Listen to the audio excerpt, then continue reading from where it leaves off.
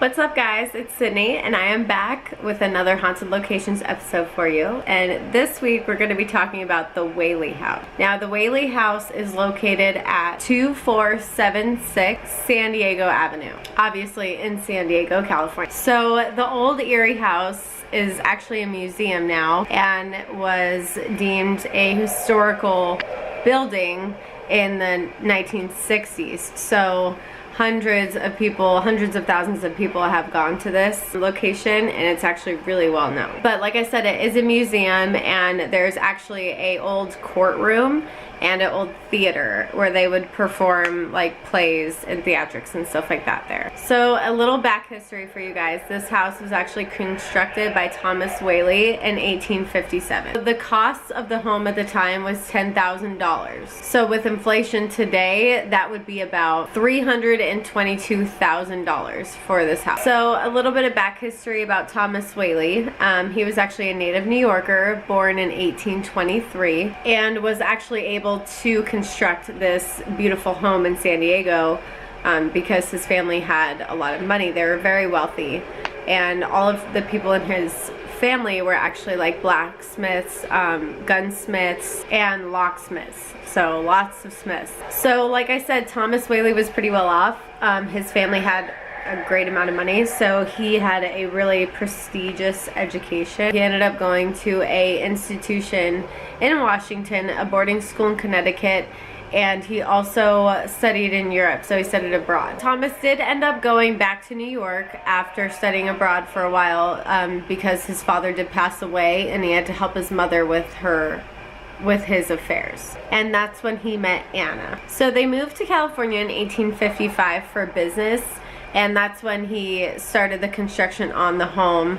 But there was a little bit of back history on the land before he bought it, and we'll go into that. So while they were living in the home after it was constructed, they had 3 children, and this was actually within the first few years that they lived in the home. So I'm gonna read their names because I don't want to butcher this. So the children were called Francis Hinton, Anna Amelia, and Thomas Jr. Unfortunately, Thomas Jr. did pass away only 18 months after his birth due to tuberculosis, and he did die in the house in 1858. But this was just the beginning for the Whaleys. They were mourning their son and trying to get over the death of their son, it was very tragic because he became very ill very quickly. Some asshole thought it would be cool to burn down his local store. Not really burn it. I don't think it was burnt down because as far as I know, it was part of the house. So the house still stands today, and obviously they had to do reconstruction, but what a dick move. Like, you're gonna burn down some guy's store after his fucking 18-month-old baby just passed away from being sick? Like, that's fucked up. But the house did have a good chance of standing because Thomas Whaley built it with bricks from his brickyard. So like I said, he was very wealthy. He had a brickyard as well as other businesses, and he built his house from that. So luckily it was still standing pretty sturdy. But even though it didn't cause too much physical damage, it caused a lot of emotional damage for the Whaleys. So after this, the family was at their wits, and they actually moved all the way up to Northern California in San Francisco. So while living in the beautiful Bay City, they actually had 3 more children, and their names were George Hayes Ringgold, Violet Eloise, and Corinne Lillian. Tragedy eventually struck the family once again due to the earthquake in 1868. They just could not get away from it. This family was cursed. So they were forced to move back to their old home in San Diego. So that is where they ended up staying. In 1885, Violet, one of the daughters of Thomas and Anna, actually shot herself in the heart in the backyard of the home due to grieving over her failed marriage and her estrangement from her husband. She was just so hopelessly depressed, couldn't take it anymore, and committed suicide. And her father, Thomas, actually found her in the backyard dying and drug her into the house, into the parlor to try to save her, but unfortunately his attempts were not successful. and she died in the house. It is actually believed that her spirit and her brother's spirit, among others, reside in the very beautiful Greek-style home that is in San Diego, California today. Some people even believe that the family still resides there, all stuck in the astral plane of the home, and they're said to be the whole family, as well as like their pets and animals that they had, so a cat and a dog. If I saw like a ghost dog, I would be like so excited. I would be like, I want to pet it, but I know I couldn't because it's a ghost. But still. Eventually, fate took the mother of the 6 children, Anna Whaley, in 1913. Then Frances Hinton in 1914. And finally, Corinne Lillian in 1953. So now my favorite part, the ghosts and spirits that reside in the Whaley house. So as I mentioned before, the home did have a theater in it that was used for entertainment for the city and whatnot. It is said to believe that because the actors did actually stay there during their theatrical performances, that one of the actors actually passed away in one of the rooms while performing there. And they said that it was from an illness. I couldn't really get too much other information on it, so if you do have any other information on that specific spirit, that would be really cool to share down in the comments. So a lot of people go there, like I said.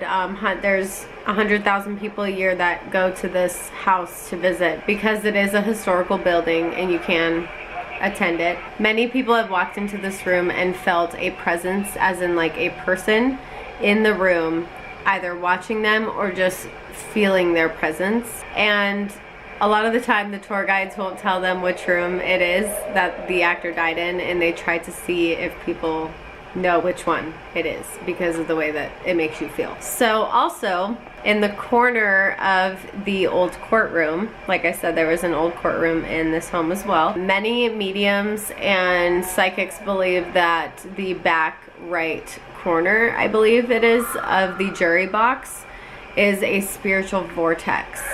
So what a spiritual vortex is, and this is going to be defined by the supernaturalmagazine.com, so if you want to go look up their definition of it, this is just a quote of it. A region of space that has a 4-dimensional vibratory frequency where the region of 3-dimensional etheric plane merge into each other through the aid of an energy vortex. So basically it's like a portal for spirits and etc.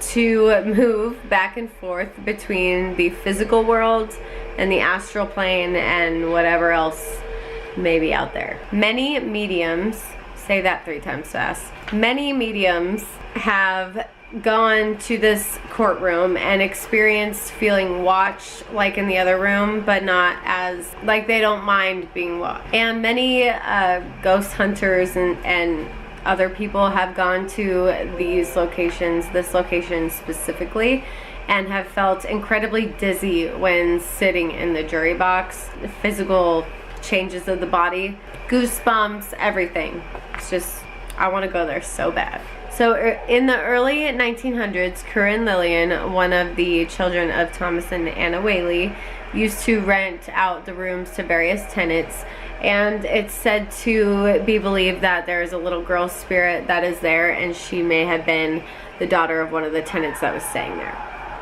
or even one of the actors in the plays that used to go on there for the theater. So as you remember, Thomas Whaley Jr. actually did die in the house from scarlet fever, and because that was such a painful way for him to die, a lot of people say that they can hear infant cries throughout the home. So Violet Whaley, probably my favorite spirit of all, she was the one who actually shot herself in the heart in the backyard over her failed marriage and estrangement to her husband. And this one just tugs on my heartstrings personally, because it's just so sad. And many people actually say that you can hear her crying in the backyard, and it can be heard throughout the house as well. Also, many people have seen her spirit in the backyard. There was actually a report of a police officer, and he didn't actually come out and say this until after he was retired. It was in his retirement letter. he got a call from someone claiming that there was a woman screaming in the backyard, and when he went to go check, he saw a woman, and she was like dressed in like period clothing, and he asked her like what was wrong, and she basically turned around, smiled at him, and then vanished into thin air. So like I said, he refused to actually speak about this until after he was retired, and I'm assuming that he was worried it would affect his job in some way, shape, or form, because I'm pretty sure they would call you crazy at that point and probably take your gun away. So Thomas Whaley has also been seen, and he is actually known to blow tobacco smoke in people's faces and to tell them to leave, which is really creepy. First of all, it's kind of rude. Don't blow smoke in my face. And he has also been seen on the balcony of the home and in the parlor. And Anna Whaley, she is not the scariest spirit yet. We're gonna go into that one, but she's pretty terrifying in the sense that she always asks people why they're there, just like Thomas, or to get out, but she is very, very vocal about it. So if it's late at night especially, she gets very, very upset when people are in her home. She whispers it into their ears. She'll say it loud and clearly in some of the videos that I've watched on like YouTube and stuff. Go check it out. It's definitely scary, but it's so like definitively proven to me. In my opinion, it's definitive. She has also been seen in the parlor and also in the garden. So in the late 1900s, there was also another report of a police officer, and this time one of the security people that was locking up the house forgot to put the alarm system on. And like I said, early 1900s. And he got so scared because Anna whispered in his ear, "Why are you here?" And he felt like she was like right behind him, so he got really scared and he ran. And when the officer arrived, he said that the door was open and that the alarm was going off, and there was a woman sitting in the parlor, and she was dressed in a green dress, like a period style clothing dress.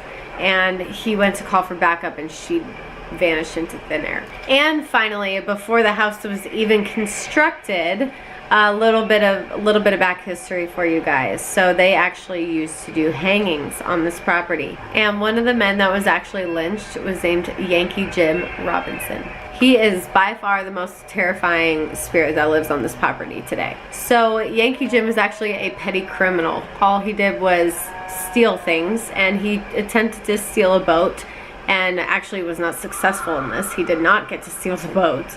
But they decided that that was a death sentence, and they basically murdered him. And in one documentary that I watched, it said that the way that they set it up, it wasn't correct. So he was not only like hung to die for just trying to steal a fucking boat and didn't even get to steal the boat, but they didn't do it correctly, so he was literally struggling for like 45 minutes just trying to die. It's just, I can't even imagine being strangled for 45 minutes and it taking that long to just die. Like, that's crazy. That's torturesome. It really is. It's inhumane. But then again, so is hanging someone for trying to steal a fucking boat, and they weren't even successful. So like I said, they did hang him, and Yankee Jim Robinson died in 1852 from this hanging. So this was only 5 years before Thomas Whaley actually constructed the home.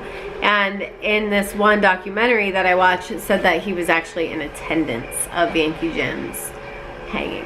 So maybe he was cursed himself, and an extension his family. But anyway, like I said, many people believe that this incident is the reason for Thomas Whaley and his family's destructive history, because they were just cursed. Yankee Jim is known to be an evil or really mean spirit. Some mediums, psychics, and people who are very just susceptible to supernatural have actually gone into the home and came out with really intense rope burns on their neck. So he is known to be not very nice. And this is especially while standing in the archway of the parlor.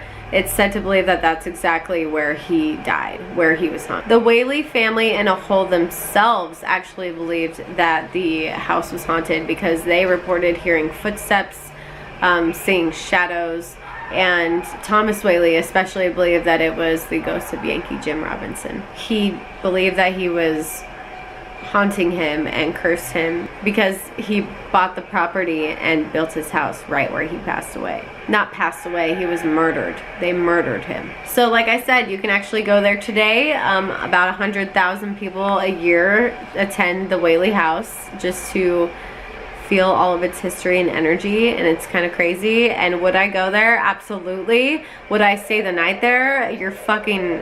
Of course. Of course I would. Of course I would. I want to go. I want to stay the night there now. Let's go. I'll drive there. It's like 4 hours, 4.5 hours.